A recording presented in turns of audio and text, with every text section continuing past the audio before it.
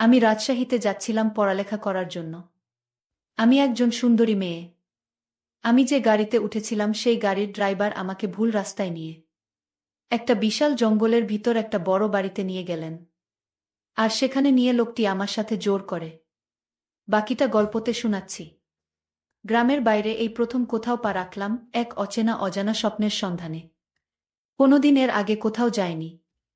আমাদের গ্রাম ছেড়ে, একমাত্র বড় দিদির শ্বশুর বাড়ি ছাড়া। আমরা দুই বোন, বড় দিদি মণি আর আমি সোনি। বেশ সাজানো গুছানো আমাদের সংসার, কোনো ঝুট ঝামেলা নেই। সরকারি চাকরি করেন বাবা, রিটায়ার হতে এখনো অনেক দিন বাকি। মা একটা এনজিওতে চাকরি করে। কোনো রকম অশান্তি নেই আমাদের পারিবারিক জীবনে। বড় দিদি বেশ সুখী, জামাইবাবু মানে দিদির স্বামী একজন বড় সেনাবাহিনীর অফিসার। একই শহরে বাড়ি এবং কাজও করে ওই একই শহরে। ওদের সংসারটাও বেশ সুখের, কোনো রকম ঝামেলা নেই। দিদি গ্র্যাজুয়েশন পাশ করার পর আর পড়তে পারেনি।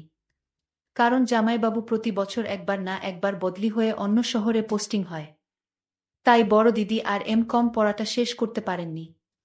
বড় দিদির অনেক শখ ছিল একজন ভালো ম্যাজিস্ট্রেট হওয়ার। আমি সবে মাত্র গ্রামের কলেজ থেকে এইচএসসি পাশ করেছি। আর পাশাপাশি সিআইডি অফিসারে চাকরি করছি। আমার শখ বড় দিদির মতো ম্যাজিস্ট্রেট হওয়া। আর তাই রাজশাহী বিশ্ববিদ্যালয় ভর্তি হওয়ার সুযোগ পেলাম। তাই রাজশাহীতে প্রথমবারের মতো গ্রাম ছাড়ছি। মা একটু মন খারাপ করেছিল, কিন্তু উচ্চশিক্ষার কথা চিন্তা করে আর কিছু বলেন নাই।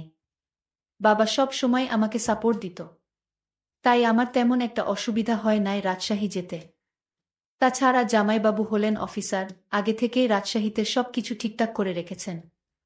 যদিও রাজশাহীতে প্রথম মামার বাড়িতে উঠার কথা ছিল, কিন্তু পরে সেটা আর হয়ে ওঠেনি, কারণ জামাইবাবুর এক কাছের ছেলে বন্ধু ছিলেন সরকারি দলের ছাত্রনেতা।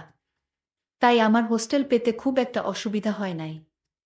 তাই মামার বাড়িতে না উঠে সোজা হোস্টেল এগিয়ে উঠব। এমনিতে মামার সঙ্গে মার আবার খুব একটা ভালো সম্পর্ক নাই। কারণ আমার বাবা ছিলেন একজন গরিব ঘরের ছেলে। কেন আমার মা আমার বাবাকে বিয়ে করলেন, অনেকটা বাংলা সিনেমার মতো। গরিব হলে যত দোষ হয় আর কি। যথাসময়ে বাড়ি থেকে রওয়ানা দিলাম বাস টার্মিনাল এর উদ্দেশ্যে। মাকে এবং বাবাকে পা ধরে নমস্কার করে দিদির সঙ্গে একটু কথা বলে জামাইবাবু আমাকে বাস টার্মিনালে নামিয়ে দিয়ে উনি চলে গেলেন একটা জরুরি কাজের উদ্দেশ্যে। বাস ছাড়ল ঠিক রাত 12টা, তাই 30 মিনিটে রাজশাহীর আগের স্টেশনে গিয়ে বাসটা থাম। পরের দিন সকাল 10টার সময় আমি ভুল করে রাজবাটি নামতে গিয়ে শক্তিগড় নামে একটা জায়গাতে নেমে পড়েছিলাম। কারণ শক্তিগড় নামটা আগেও শোনা ছিল। গ্রামে অনেকের মুখে শক্তিগড়ের বিখ্যাতর কথা বহুবার শুনেছি। আর তাই কন্ডাক্টর শক্তিগড় শক্তিগড় ডাক মারতেই দুম করে বাস থেকে নেমে পড়লাম। আর সেখানটাতেই আমি আমার জীবনের সবচেয়ে ভুলটা করেছিলাম। আমি ঠিক বুঝতে পারছিলাম না কি করব, সঙ্গে বিশাল 2টা লাগেজ, মোবাইল ফোনের ব্যাটারিও শেষ। কাউকে যে ফোন করে সাহায্য চাইব সেই উপায়টুকুও নেই। এদিকে সময়ও গড়িয়ে পার হয়ে প্রায় দুপুর 2টা বেজে গেল। আমি কি করব ঠিক বুঝে উঠতে পারছিলাম না।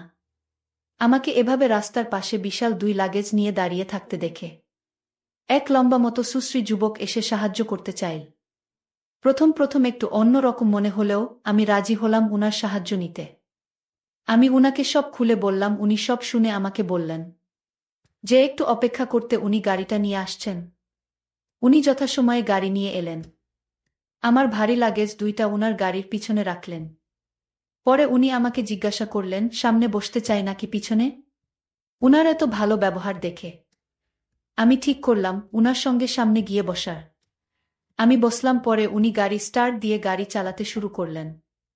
আমি যেহেতু রাজশাহী শহর চিনি না, তাই কিছু বলতে পারছি না কোথায় আমাকে নিয়ে উনি গাড়ি চালাচ্ছেন।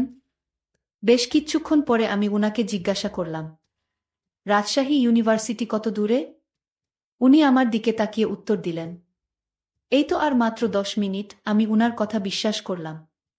ঠিক এর 10 মিনিট পরে একটা বিশাল বাড়ির সামনে গাড়িটা দাঁড় করিয়ে উনি আমাকে বলেন যে গাড়িটা আর যাবে না, একটু ঠিক করতে হবে। আমি যেন গাড়ি থেকে নেমে ওই বাড়ির ভিতর গিয়ে বসি। ঠিক কি করব বুঝতে পারছিলাম না। তখন আমার বেশ খারাপ লাগছিল। কেন এই ভুলটা করতে গেলাম একটা অজানা অচেনা পুরুষ মানুষের সঙ্গে। সে যাই হোক, আমি গাড়ি থেকে নেমে সোজা উনার সঙ্গে আমি উনার বাড়িতে গেলাম। উনি 10 মিনিট পরে এসে আমাকে জিজ্ঞাসা করলেন, আমি কিছু খাব কি না? আমি উনাকে বিনীতভাবে উত্তর দিলাম না। কারণ আমি একটু একটু ভয় পেতে শুরু করেছিলাম। উনি তখন দরজাটা বন্ধ করে দিলেন। আর আমার দিকে আস্তে আস্তে এগিয়ে আসলেন। আমি কোনো রকম উনাকে জিজ্ঞাসা করলাম। আমি ওনাকে জিজ্ঞেস করলাম, আপনি দরজা বন্ধ করলেন কেন? উনি কোনো রকম অভিনয় না করে সোজা আমাকে বলেন, আমার তোমার সাথে অনেক কথা আছে। অনেক প্রয়োজন আছে। আমি আপনাকে চিনি না, জানি না। আপনি আমার সাথে কি কথা বলবেন? আর আপনি আমাকে এখানে কেন নিয়ে আসলেন? উনি বললেন, একটু পর বুঝতে পারবে আমি তোমাকে কেন এখানে নিয়ে আসলাম। আমি কোনো কুল কিনারা না দেখে ভয়ের অভিনয় করে কাঁদতে শুরু করে দিলাম। তখন উনি আমার কাছে এসে বলেন যে ভয় পাবার কিছু নাই। আমি এমন কিছু করব না যাতে তোমার ভয় হয়। আর আজ যদি তুমি আমার কথা না রাখো, তাহলে তুমি এখান থেকে যেতে পারবে না।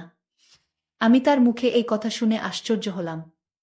আর আমি কান্নার অভিনয় শুরু করে দিলাম। আমাকে তিনি বললেন, এই তুমি এভাবে কান্না করছো কেন? আমার একটা ছোট্ট কথা রাখো। আমি সকালে তোমাকে রাজশাহীতে পেছে দিব। আর যদি তুমি আমার কথা না রাখো তাহলে তোমার অনেক বিপদ হবে। আমি বললাম, আপনার কি কথা? উনি বললেন, তোমার বিয়ে হয়েছে।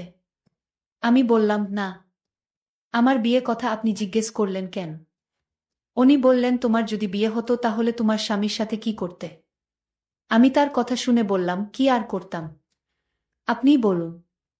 বোকা মেয়ে, বিয়ের পর স্বামীর সকল কথা রাখতে হয়। লোকটার কথা শুনে আমার মনে হচ্ছিল তার গালে দুইটা জোরে থাপ্পড় মেরে দেই, কিন্তু আমি তো এখন অসহায়। আমার পাশে কেউ নাই। আমি যদি এখন ওনার সাথে খারাপ ব্যবহার করি তাহলে ওনার ঠিক উদ্দেশ্যটা আমি বুঝতে পারবো না। উনি আমাকে জিজ্ঞেস করলেন, কি ভাবছ? আমার কথা কি তোমার কানে যায় না? আমি বললাম, আমি খুব অসুস্থ, সারাদিন গাড়ি করে আসলাম। এখন আমার শরীর অনেক ক্লান্ত। ঠিক আছে, আপনার কথা আমি বুঝতে পারছি, আমি রাখবো আপনার কথা, কিন্তু আজ নয়। আজ আমি অনেক ক্লান্ত। লোকটি বলল, তাহলে কাল কিন্তু তুমি যেতে পারবেন না। কাল তোমার এখানেই থাকতে হবে। আর তারপর দিন আমি আপনাকে রাজশাহীতে পৌঁছে দিব। আমি তাকে মিথ্যা সান্ত্বনা দিয়ে বললাম, ঠিক আছে, আমি কাল আপনার কথা রাখব। আমার মনে মনে প্ল্যান তৈরি হলো, কাল যে করে হোক এখান থেকে পালাতে হবে। আল্লাহ আল্লাহ করে আজ রাতটা শেষ হোক। উনি তখন আমাকে কিছু খাবার এনে দিলেন। আমি বললাম, আমি খাবো না। উনি বললেন, আপনার শরীর অনেক ক্লান্ত। কিছু না খেয়ে ঘুমালে শরীর আরো দুর্বল হয়ে পড়বে। আমারও পেটে অনেক ক্ষুধা লেগেছিল। আর তাই রুটির সাথে তরকারি দিয়ে খেয়ে নিলাম। উনি পাশের রুমে গিয়ে শুয়ে পড়লেন। আর আমাকে বললেন, আপনার কোনো কিছুর প্রয়োজন হলে আমায় ডাক দিবেন। আমি মাথা নেড়ে সম্মতি দিলাম। তারপর সকাল হলো। আমি ভাবতে থাকলাম কি করে এখান থেকে পালানো যায়। আমি কিভাবে ধোঁকা দিয়ে পালানো যায় সেই চিন্তায় মগ্ন। সকালে লোকটি আমার রুমে এসে বলল, এই মেয়ে, দৌড় ফ্রেশ হয়ে খেয়ে নাও। আমি তাকে জিজ্ঞেস করলাম, আপনার বাড়িতে আর কে কে থাকে? লোকটি বলল, এটা জানার তোমার দরকার নেই। আমি বললাম, ঠিক আছে, আপনি বাহিরে যান। আমি ফ্রেশ হয়ে খেয়ে নিচ্ছি। লোকটি তখন তার রুমে চলে গেলেন। চলে যেতেই আমি ফ্রেশ হয়ে নিজের লাগেজগুলোর ভিতরে কিছু টাকা ছিল, টাকাগুলো নিয়ে নিলাম। তারপর আমি ধীরে ধীরে ঘর থেকে বাহির হলাম। আস্তে আস্তে হাঁটা শুরু করলাম। তারপর আমি দৌড় দিলাম। আমি ভয়ে ভয়ে এখান থেকে পালানোর চেষ্টা করলাম। আমি কিছুক্ষণ যাওয়ার পর আমি কোনো রাস্তা খুঁজে পাচ্ছি না। আমি সামনে গিয়ে দেখলাম বিশাল বড় একটা গেট, আর সেই গেট বাহির থেকে তালা লাগানো। আমি এখন কি করব? আমি এখানে কিভাবে এলাম? আমি তো গাড়ি দিয়ে ভিতরে আসছিলাম। এখন তো বাহির হতে পারছি না। লোকটি আমাকে ঘরে না পেয়ে আমাকে খুঁজতে শুরু করল। লোকটি জানে আমি কোন দিকে আসছি। আর তাই তো উনি আমাকে সহজে খুঁজে বের করে ফেললেন। আর আমায় বললেন, আপনার সাহস তো কম না, আপনি পালিয়ে যেতে চাইছেন। যান, কিভাবে পালিয়ে যাবেন?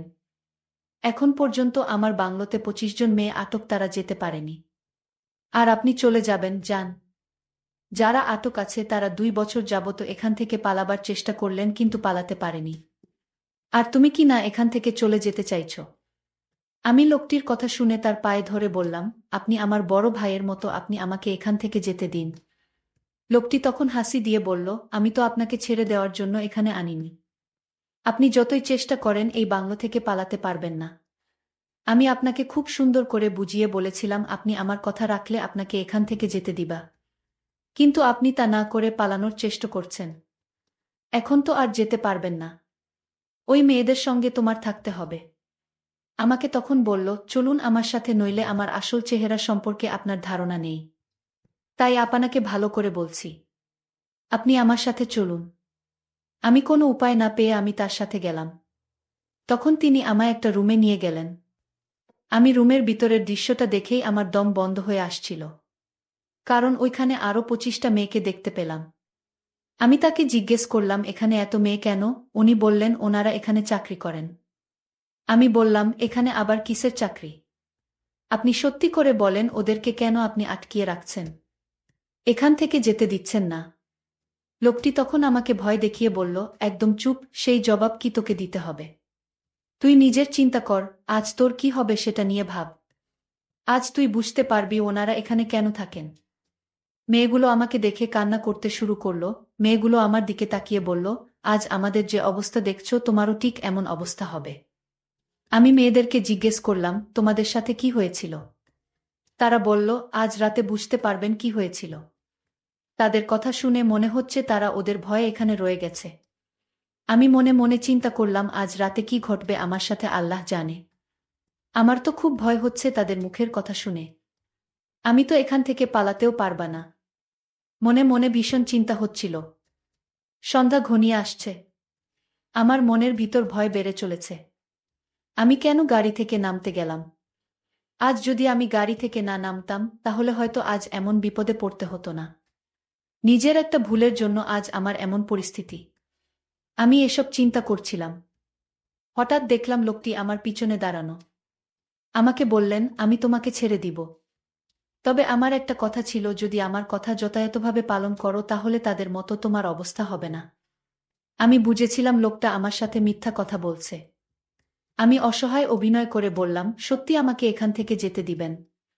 যদি আমাকে ছেড়ে দেন, তাহলে আপনার প্রতি আমি সারা জীবন কৃতজ্ঞ থাকিব। লোকটি বলল, এখন রুমে আসো। আমি রুমে যেতেই লোকটি দরজাটা বন্ধ করে দিল। আমি বললাম, দরজা বন্ধ করলেন কেন? লোকটি বলল, রাতে কি কেউ দরজা খুলে রেখে ঘুমায় নাকি? চোর এসে ঘরের জিনিসপত্র সব নিয়ে যাবে। আমি বললাম, তাহলে আপনি রুম থেকে বের হন। উনি বলল, আমি তো রুম থেকে বের হওয়ার জন্য রুমে আসিনি। আমি লোকটিকে বললাম, আপনি আমায় দয়া করুন, আপনি এখনই রুম থেকে বের হন। লোকটি তখন আমায় বলল, আর একটা কথা বলবি না, একদম চুপচাপ থাকবি। আর আমি এখন যা বলবো তা পালন করবি। আমি লোকটিকে ধমক দিয়ে বললাম, এই তুই আমায় চিনিস আমি কে? লোকটি বলল, তোকে চিনে আমার দরকার নাই। আমি এখন যা বলবো তা যদি না শুনিস তাহলে এখনই বুঝতে পারবি তোর কি অবস্থা হবে। আমি লোকটি বললাম, শয়তান, তোর চিন্তা কর তোর অবস্থা এখন কি হবে। আমি আমার পকেট থেকে আমার কার্ডটি বের করে দেখালাম। সে আমার কার্ড দেখে চমকে উঠল। তুই হয়তো চিনিস না আমি কে। আমার পরিচয়, আমি একজন সিআইডি অফিসার। আমি এতদিন এখানে যা করেছি, গাড়ি থেকে শুরু করে এই পর্যন্ত, সব আমার অভিনয়। আমি তোর আসল রহস্য খুঁজে বের করার জন্য তোর সাথে নাটক করেছি। লোকটি আমার কথা শুনে বলল, আম্মা, আমায় মাফ করে দেন। আমার কোনো দোষ নেই। ওই রুমে যে মেয়েগুলো বন্দি দেখলেন তা আমি করিনি। আমার বস করেছে। সে প্রতি মাসে মেয়েদের পাচার করে। আমি লোকটিকে বললাম, তোর বসকে আসতে বল। লোকটি তার বসকে আসতে বলল। তার বস আসতে তাকে আমি হাতকড়া পরিয়ে জেলে নিয়ে গেলাম। আর বন্দি মেয়েদেরকে তাদের বাবা মায়ের কাছে যেতে দিলাম। বন্ধুরা, আজকের গল্পটি কেমন লাগলো তা অবশ্যই কমেন্ট করে জানাবেন। আর হ্যাঁ বন্ধুরা, এরকম নতুন নতুন গল্প পেতে আমার চ্যানেলটিকে সাবস্ক্রাইব করে পাশে থাকবেন। ধন্যবাদ।